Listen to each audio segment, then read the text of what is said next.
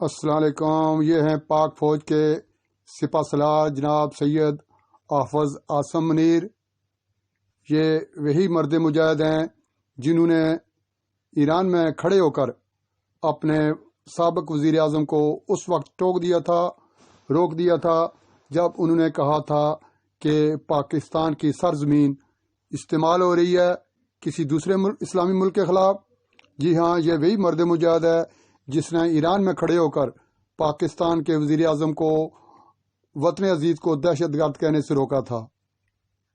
جب ہمارے وزیر اعظم عمران خان نے ایران کے صدر حسنی روحانی کے ساتھ پریس کانفرنس کرتے ہوئے کہا کہ پاکستان کی سرزمین ایران پر حملوں کے لیے استعمال ہوتی ہے، تو اس وقت عمران خان کے ساتھ بطور D G I S I ساتھ گئے عاصم منیر نے فوراً کھڑے ہو کر انہیں روکا۔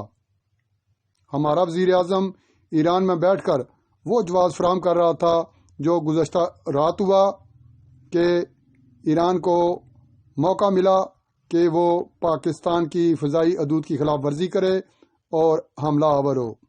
دوسری جانب کھڑے ہو کر اسے انتباہ کرنے والا وہی مرد مجاہد تھا جو آج پاک فوج کا سپہ سالار ہے، جس کا کردار اس کی تبلیغ ہے، اس کا کام اس کی دلیل ہے۔ اس نے وزیر اعظم کے گھر بیٹھ کر اس کے گھر میں پنپنے والی کرپشن کی نشاندہی کی تھی۔ اپنی سرزمین کو وہ دہشت گرد کہنے والے کو کیوں نہ روکتا، جس نے باطل کے سامنے سر نہ جھکایا لیکن اپنے عہدے کی قربانی دے دی۔ جو پاکستان کو دہشت گرد کہنا برداشت نہ کر پایا تھا، وہ پاکستان کی حدود کی خلاف ورزی کیسے برداشت کر سکتا تھا؟